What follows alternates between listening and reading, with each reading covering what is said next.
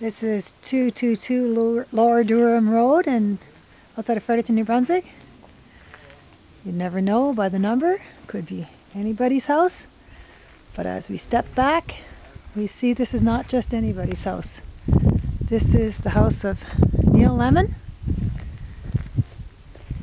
Neil lives in poverty on the outskirts of Fredericton, where there's so much wealth. This is the home that has been at the center of a dispute with NB Power over unpaid power bills dating back over 13 years.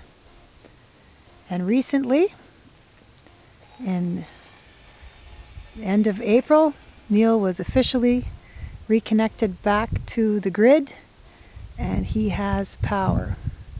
However, there's a lot of work that remains to be done on this house before he can be living what one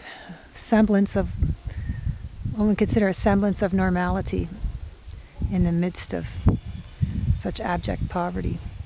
But he's got spunk, I can tell you that much. So we're going to go take a little visit in and visit Neil Lemon.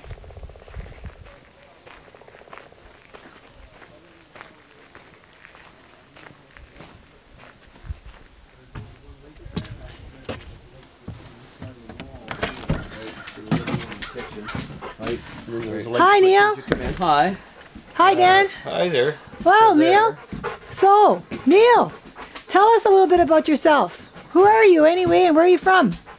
Well, I'm Neil Lemon. I've born here in Fredericton. I'm from Marysville, where my grandfather and them lived, and my father grew up. I spent 16 years of my childhood in foster homes. Not good ones either, I'll tell you. Back then, it made me stop and think that I had to grow up quick at some point, and I grew up a little quick. I had no family, no brothers, sisters with me, and I was always in a strange school, strange home, being picked on, and I wasn't going to be one going to be picked on, so I made, pretty bad entrance a lot of the time because we get the scrap first day. You know what I mean? Yeah. Same as at school. I was, and then I didn't like bullies either, so I used to beat up bullies. I even did that in Marysville. I had a guy, the more I beat him up, the worse he tried to come at me, and I beat him even more. I'd spend most of the day in school, get a beating when I got home again, so I got thrashed twice a day, every day. Now, you're here with Dan Weston of the Fredericton Anti-Poverty Organization in Fredericton. Can you tell me, perhaps Dan or Neil, you can tell, how did you two meet?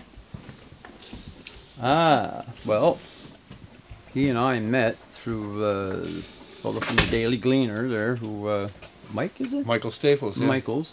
You were with him, I think. Yeah, I came out with him, yeah. Yeah, and that's when I first met you there, because he was the one that came out and told me there about people making donations, and you... That's right, yeah. Stuff there, so that was the first time I met you. That's about, what, 2 months ago? Yeah, no, less than that, a month ago. About a month ago. Well, I didn't think you come a month late there. The stories have been going on now for about 3 or 4 weeks, so... yeah. But it seems like, it probably seems like... It may seem like 2 months. Well, since Daily Gleaner pulled in the yard and in the paper the next day, that's when I took it from, and it's just been... I've seen you before, though. I think you've been into...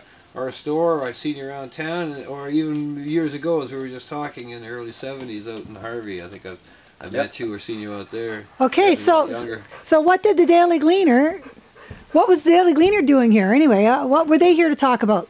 They were stopping in to see how I made out from 13 years ago there. See how I was, 13 years later. What happened 13 years? Researched the story then and decided to check it out. Well, yeah. What happened 13 years ago, Neil? Tell me. 13 years ago was when this power was last cut. It had been, this has been 15 years for me, you know what I mean? And every day, them 15 years has been to get NB Power into court. And You know, and I've had to lose my house over $650, and I can't believe that the justice system, and then I can say it does not work. Plain and simple. You know, because these people here have no, you know, they don't even say they're sorry or even try to do anything for you. These people will take anything that they can from you if you don't stand up to them. So what happened? I understand that you were disconnected from your power, and you also cut down the telephone pole. Yeah, because that was the last time when they cut my power that the RCMP got out of the car and told me that NB Power would be taking me to court. And I said, good. You know, and that was 4 years at that point right there to get them to say they were taking me to court. So 3-4 months went by and NB Power never took me to court. So I called them and told them if they didn't take me to court soon, I'd cut a pole. So I let go for about 3 months. And went out and cut the pole and called them up and said, I cut your pole. You know what I mean? So, and it still didn't get them in the courtroom. You know So what I mean? how long had this the feud been going on before the pole was cut? Oh, it's been almost 15 years. 15 years before that. 15 years, yes. So this has been 15 to 13. This has been going on for 28 No, years. no, 15 years in total. Oh, in total. Oh, okay, yeah, sure, like, okay. yeah. Since the first time I was up the paper, but at that time when I was up the pole and the first time they're in the paper, I had already hooked myself up like 9 times, and that's why I went up and didn't come back down because I was getting tired of up and down the pole. Okay. You know what I mean? Until it come back on. So you also sat up on top of the pole for a while too, didn't you? Oh yes, yes. How long? Oh, for 2 hours. Okay. Yeah, at least it was cold. What time of the year was it? It was in the fall, late fall. It was almost starting to get snow. So you were trying to prevent them from disconnecting you? Well, taking my power so I could have something. Okay. You know what I mean? At that point. So so the root of the problem is they say you owe money and you couldn't pay it, and so they cut you off, and you tried various times to reconnect the power more or less on your own. Yeah. And then you climbed up the pole, and then you got so fed up you cut the pole down. Well, I didn't cut it right down, but I took a nice slice of pumpkin pie out of it, I'll tell you that. And Mounties even agreed to that, like he didn't hide it, he said. But it was just to damage the pole, but it was to get them into court. And the judge, you know, he could understand, especially when they didn't show up.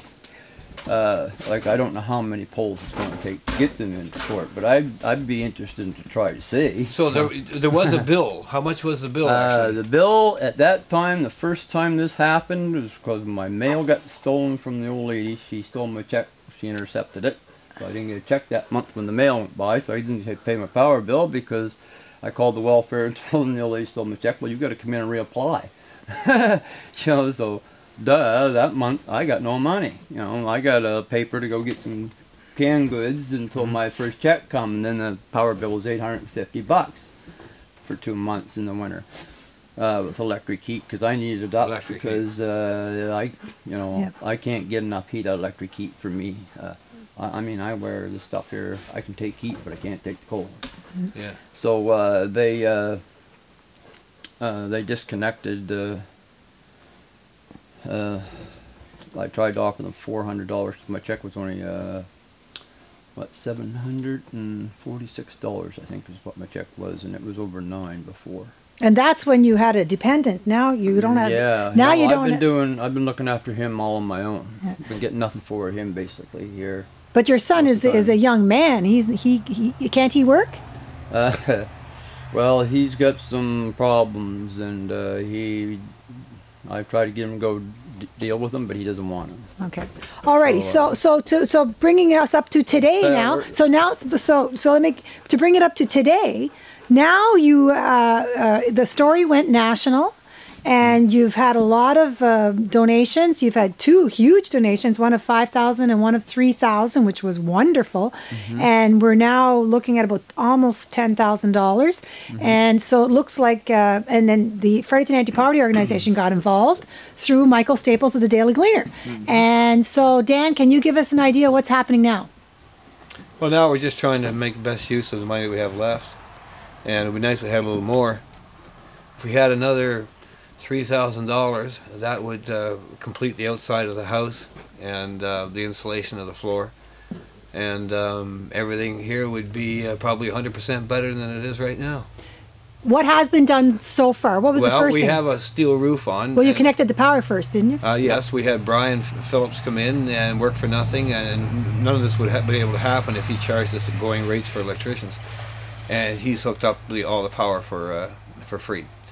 We just paid for the cost of materials. And And Brian's a neighbor. that's right, Brian's a neighbor, and he volunteered, and there's other people on the road that are doing that as well. And right now we've got the steel roof on. We chose to do a steel roof because we thought that it would be better to, instead of having to inspect all the various sheets of plywood on the roof to see whether they were worthy or not, if they had rot, we just decided to go right over it all from rafter to rafter with a strapping and then a steel roof on top. And so that's been done for the last couple of days. Thursday and Friday they did that. Now, what's And going then- on inside here? It's a inside complete. here, It looks like a bloody mess. What's going on in All here? right. Well, the ceiling, the sheetrock has been torn off the ceiling. Okay, that's taken why off it the looks like that. walls. It didn't always look like this. No, it was always. See how black that wall is there? Yeah, That's what it all looked looked That was blue. Yeah, and then some of these rooms were white, like the bedrooms. Oh, okay. But they're all dark from the wood smoke. Eh? And that stain that's wood. That smoke that's gotten in through these holes where the studs were, where the plastic is apart. Yeah. The smoke goes in there and it sucks it right into the insulation. Okay. That smoke.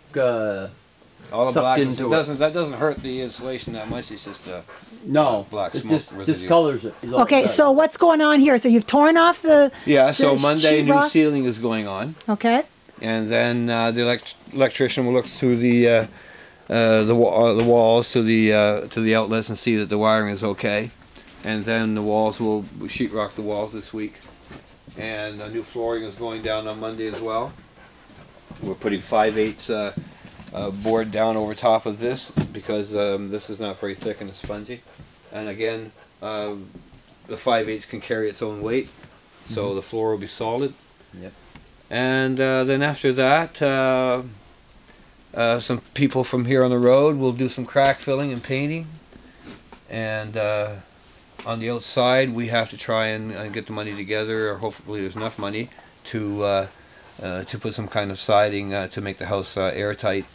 Inside, there's going to be a large bedroom, 12 by 10 over there, and then the bathroom will be over in this area here. Where the Where that ladder at is. the moment. Yeah. And what about this wood stove here? This looks This like is all it going came out out. of an old train or something. Yeah, this is leaving. Yeah, that's Okay. leaving. Okay, so you're getting a new wood stove? Well, another wood stove. Another wood, not a brand new one, unless someone wants to donate a new wood stove, Yeah, which but would be we're getting one from hopefully through Kijiji. Yeah. okay.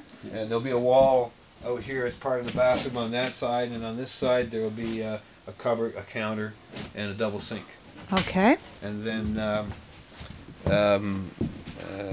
Neil wants to remodel as he goes along. So Fapo is going to supply a stove and a fridge and a washer and a dryer and some furniture, and the place is going to look pretty cozy by the time we're done. Okay, Neil, the question I suppose that's on everybody's mind is how are you going to keep up the power payments?